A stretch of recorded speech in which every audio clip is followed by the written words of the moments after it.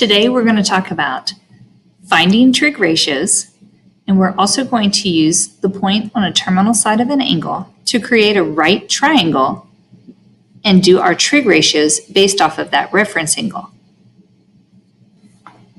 In this first example, we're asked to find the missing side in the given triangle.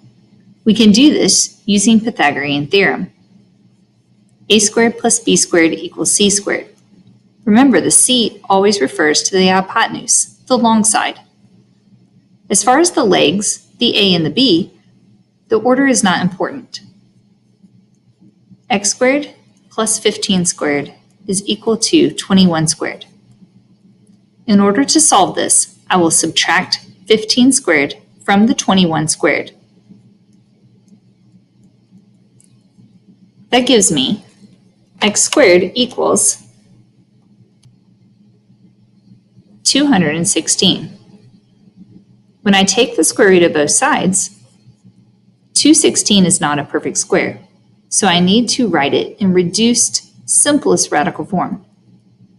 I get 6 square root of 6.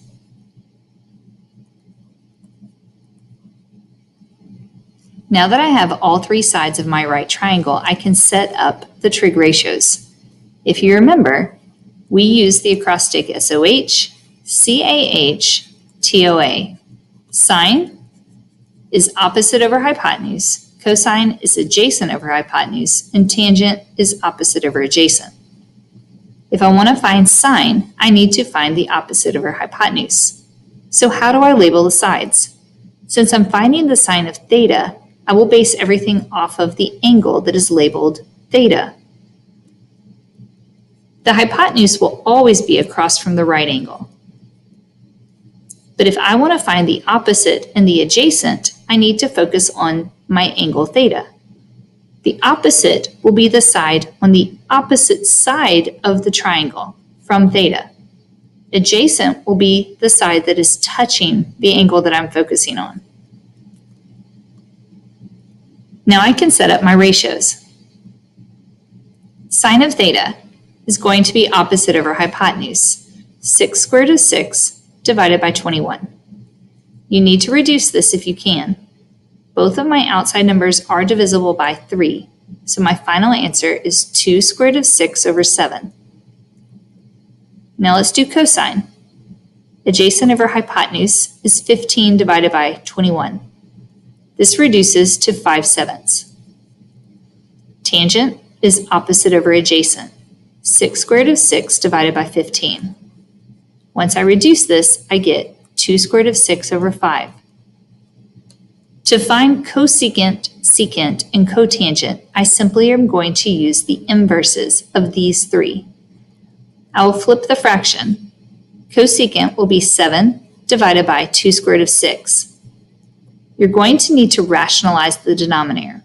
I'll show you an example of this first time. The other times I'll just go straight to the answer. To rationalize the denominator, I need to get rid of the square root of 6. So I'm going to multiply both the denominator and numerator by the square root of 6. This gives me 7 square root of 6 divided by 2 times 6, which is 12. Secant, when I flip 5/7, I get 7/5. And then cotangent, when I flip 5 over 2 square root of 6, I then rationalize the denominator and get 5 square root of 6 divided by 12. In this second example, we're given a point on the terminal side of theta, and we're asked to find the exact value of the 6 trig functions listed. In order to do this, you're going to want to sketch out an xy axis. Approximate where the point -6, 2 would be. After you've done that, I want you to connect the origin to your point, but continue through it so that you are drawing the terminal side of an angle. Now that we've done this, we're going to create the reference angle, and we do this by connecting the terminal side back to the– and we will label this reference angle theta. To To label the sides of my right triangle that I've created, I'm going to use the x value and the y value that were given to me. The x side will be the side that is on the x-axis, -6. The y side of my triangle will be the one that runs parallel to the y-axis. That'll be 2. So I need to find my hypotenuse. You can do this using a squared plus b squared equals c squared. I'm going to go ahead and give you the answer, 2 squared of 10. Now it's time to set up our trig ratios. Remember, everything is going to be based off of your angle theta. So my hypotenuse is 2 squared of 10. The adjacent is the side that is touching theta. So that is -6, and my opposite is the one on the opposite side of the triangle. Sine is opposite over hypotenuse, 2 over 2 squared of 10. When I reduce this and rationalize the denominator, I get a final answer of square root of 10 over 10. Cosine. Cosine is adjacent over hypotenuse. Again, reduce your outside numbers and then rationalize your denominator. Your final answer is -3 square root of 10 over 10. Tangent is opposite over adjacent. 2 divided by -6. When you reduce this, you get -1/3. To find cosecant, we do the inverse of sine. 10 divided by the square root of 10. Again, you must rationalize the denominator. You get 10 square root of 10 over 10, but the 10's cancel, leaving simply square root of 10. Secant, we'll do the inverse of cosine. 10 divided by -3 square root of 10. Once you rationalize your denominator, your final answer is negative square root of 10 divided by 3. And then cotangent, I will flip -1/3 and I get -3. Let's do this one more time just to make sure you got the hang of this. Here's my point. I'm going to approximate where this point would be found on the xy axis. Again, you may not know the actual value of 3 square root of 2 or -3 square root of 2, but that's not important. Where would it be located? A positive x will be on the right-hand side of the x-axis. A negative y will be below the x-axis. So this point is going to be found in quadrant 4. After you've located the point, connect the origin to your point to draw your terminal side. Now we want to create a reference angle. We do this by connecting our terminal side back to the x-axis, and we're going to label this inner angle as theta. Let's label our triangle. The x goes on the x side of our triangle, the y on the y side, and then we will use a squared plus b squared equals c squared to find the hypotenuse, which is 6. Now, let's go ahead and set up our answers. Label your O, your A, and your H. My hypotenuse is 6, my adjacent is positive 3 square root of 2, and my opposite is -3 square root of 2. So sine is -3 square root of 2 divided by 6, which reduces to negative square root of 2 over 2.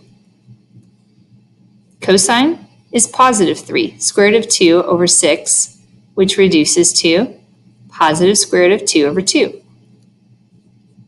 Tangent is -3 square root of 2 divided by positive 3 square root of 2, which results in -1. Cosecant is the inverse of sine, so -2 divided by the square root of 2.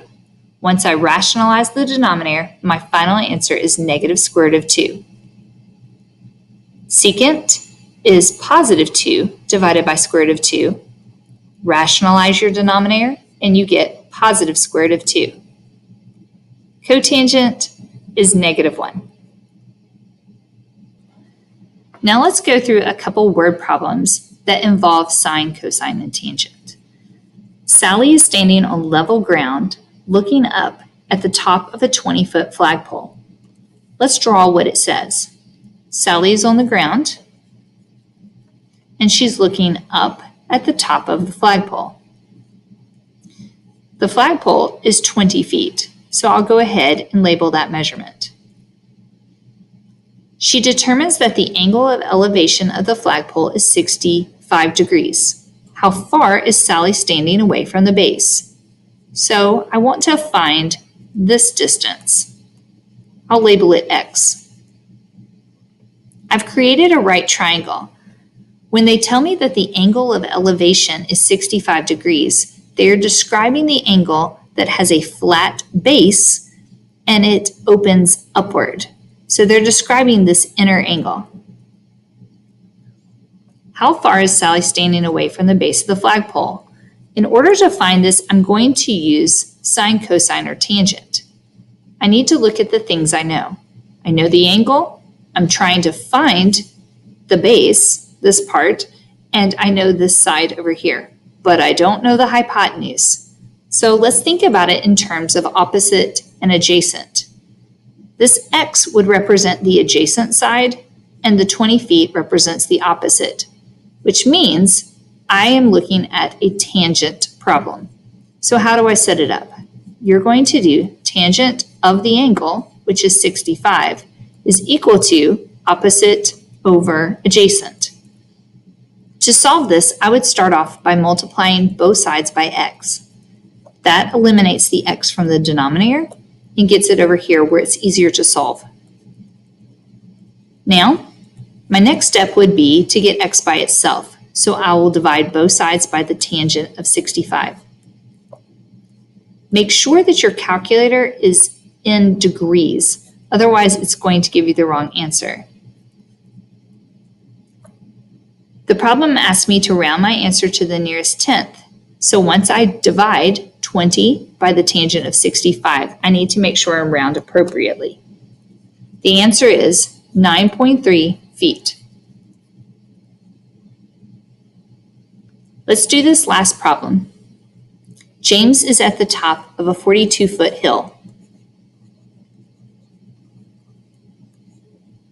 So I know the height of the hill. Angie's on level ground, but she's looking up at James.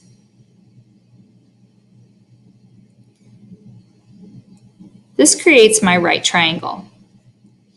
If the angle of depression is 33 degrees, what is the distance between James and Angie? That means I want to find the hypotenuse. Angle of depression. This is different from angle of elevation. An angle of elevation will have a flat base, and then you're going to notice that it opens upward. It rises.